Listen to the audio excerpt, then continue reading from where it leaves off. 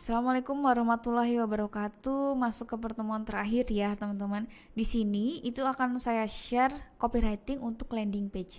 Biasanya kalau kita mau bikin copywriting itu kan adanya di sosial media ya, kayak seperti Instagram atau mungkin TikTok, Facebook dan lainnya. Itu kan terbatas nih tulisannya. Sedangkan kalau di landing page itu kan berupa website dan panjang. Gimana sih cara bikinnya dan seperti apa formulanya atau tata caranya? Nah, kita simak dulu. Jadi sebetulnya landing page itu adalah salah satu halaman yang ada di website. Jadi satu halaman itu menampilkan hanya satu tujuan. Misalkan teman-teman kalau ke website tertentu nih, misalkan STI Surakarta misalkan, itu kan ada bagian PMB, ada bagian misalkan servisnya atau yang lain. Nah, ketika teman-teman mengklik yang bagian PMB, itu berarti isinya adalah produk-produk yang ditawarkan. Kelas-kelasnya itu ada apa aja sih? Misalkan biayanya berapa, kurikulumnya apa. Jadi hanya tujuannya misalkan hanya memberikan pengetahuan misalkan gitu. Atau kalau produk makanan itu misalkan khusus promosi, nah itu bisa. Jadi dia cuma punya satu tujuan di halaman tersebut, misalkan pengen subscribe, pengen nge-follow, disuruh untuk nge-share, atau yang terakhir pembelian. Nah, kalau struktur copywriting di landing page dan di media sosial itu sama. Jadi ada headline, isi, dan closing. Tapi kalau di landing page isinya itu lebih beragam lagi.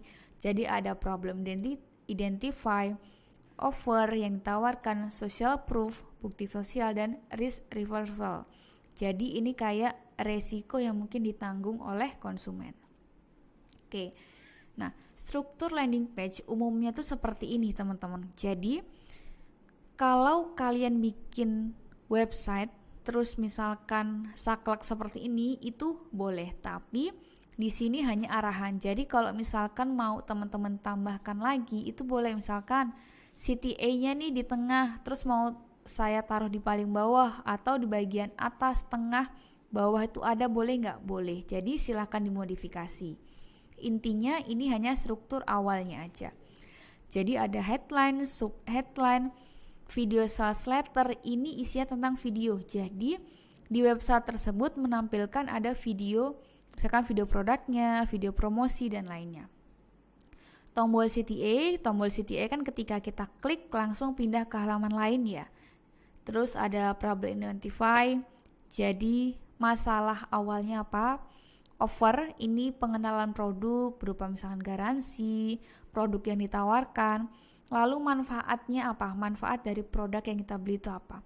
Social proof, terus juga social proof ini bukti sosial, scarcity kelangkaan, risk reversal ini resiko, dan FAQ atau pertanyaan-pertanyaan.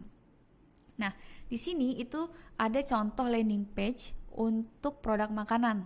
Nah, di sini contohnya adalah Eat Sambal. Nah, kita coba cek dulu untuk websitenya ya. Nah, silakan teman-teman perhatikan nih di Eat Sambal ini. Linknya, webnya seperti ini. Ada gambarnya dulu, produknya. Terus di kiri ini sebetulnya ada video YouTube ya. Cuman nggak kelihatan. Terus ini ada penjelasan. Terus ada produk-produk Eat Sambal, ada harga, nama. Ini ada penjelasannya juga. Oke. Nah, menurut teman-teman kalau ngelihat dari struktur tadi itu, ini termasuk bagian apa yang awal nih? Nah, yuk cobain. Nah, kalau teman-teman masih ingat, ini termasuk dalam headline comment. Jadi kayak mengkomando, kayak yuk cobain. Jadi menyuruh orang untuk melakukan sesuatu. Apa? Nyobain ini. Oke, terus yang kiri ada video sales letter. Jadi isinya berupa ya video produk, video iklan dan lainnya. Lalu kanannya apa? Kanan ini ada masalah. Jadi intinya di sini mau bilang bahwa kalau Eat Sambal itu paham, misalkan kita ketemu nih dengan makanan enak tapi sambalnya nggak enak, kan kayak bete banget ya, nggak enak deh gitu. Ini pengenalan masalah di awal. Lalu ini nih bisa diklik our story nih, berarti ini ke CTA. Mundur lagi ke bawah lagi. pilih sama sukamu. Ini berarti produk yang ditawarkan atau offer. Lalu ada ini benefitnya. Jadi benefitnya itu di sini bisa bergaransi segar, terus juga yang pasti bisa dibawa kemana-mana.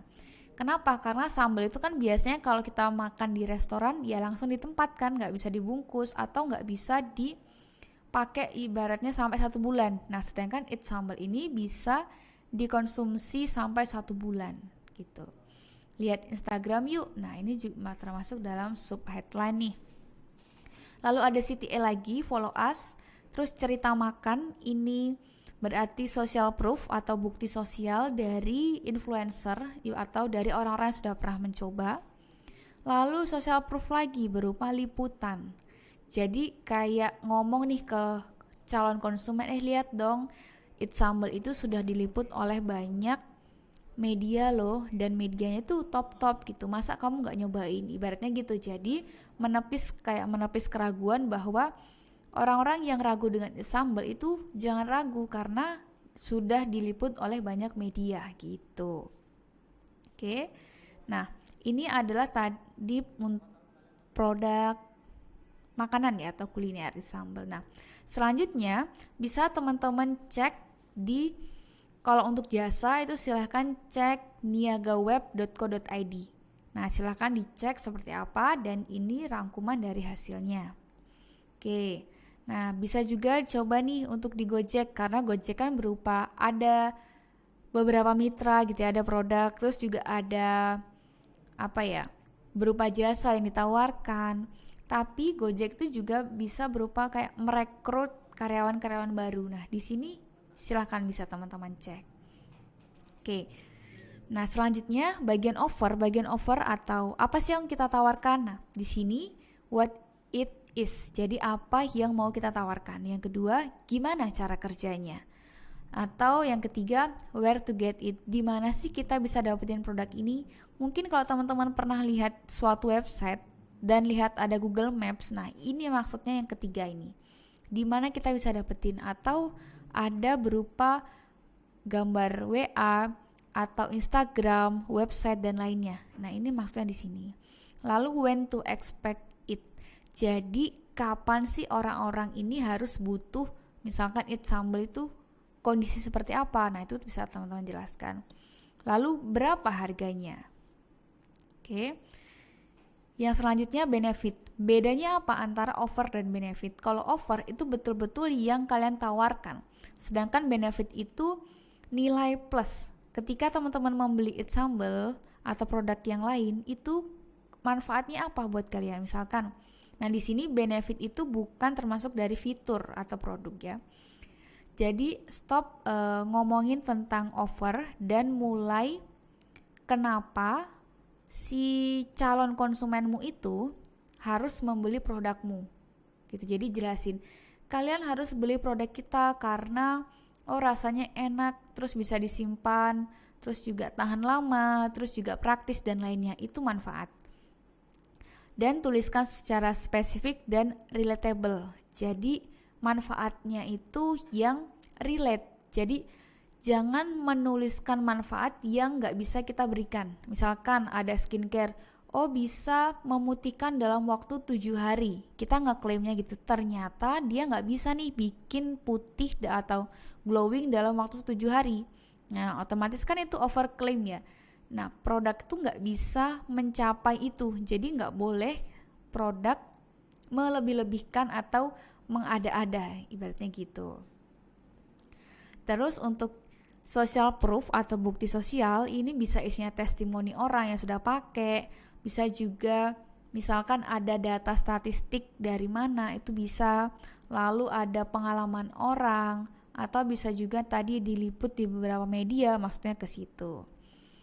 Lalu scarcity, ini kelangkaan. Jadi seolah-olah barang itu habis. Nah, di sini teman-teman pernah nggak kalau lihat live di TikTok, di Shopee atau di Instagram gitu ya, biasanya mereka tuh promosi, ayo produk tinggal 70 pieces lagi, atau tinggal 5 menit lagi ya, kalau nggak check out kita bisa tutup misalkan gitu. Nah, itu termasuk scarcity. Jadi kayak seolah-olah dibuat langka gitu.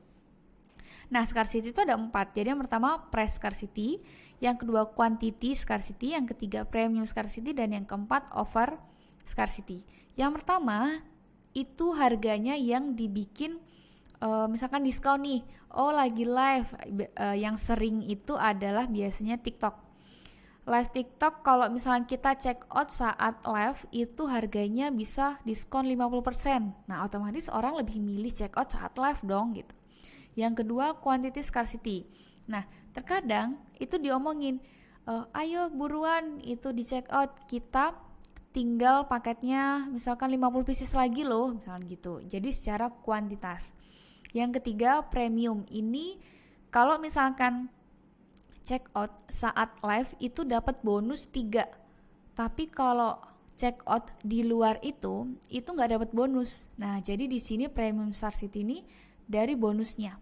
Lalu yang keempat itu offeringnya, penawarannya. Ya penawarannya emang terbatas aja gitu. Kita nggak bikin yang nggak bikin dia itu lama-lama. Jadi misalkan hanya hari ini atau Senin harga naik misalkan gitu. Itu kan secara kuantitasnya masih ada, price-nya juga nggak dinaikin, bonusnya juga nggak dapet, tapi dia secara waktunya gitu. Oke, lalu ada risk reversal. Jadi di sini lebih ke resikonya. Jadi misalkan kalau orang-orang membeli produk secara online itu kan beresiko ya. Ini beneran nggak ya sampai ke tangan kita? Atau jangan-jangan produknya palsu, atau misalkan produknya rusak dan lainnya. Nah, gimana caranya kita bisa memastikan bahwa konsumen tuh yakin bahwa produknya bisa sampai dengan selamat? Misalkan, dari segi pengirimannya dikasih nih alurnya, dikasih gambarannya, itu lebih bagus.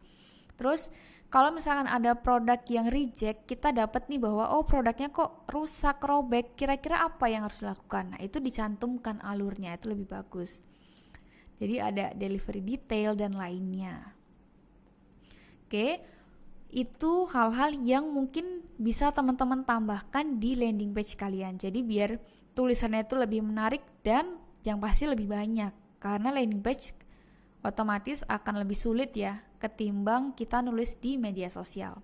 Oke, mungkin itu aja teman-teman. Terima kasih. Wassalamualaikum warahmatullahi wabarakatuh.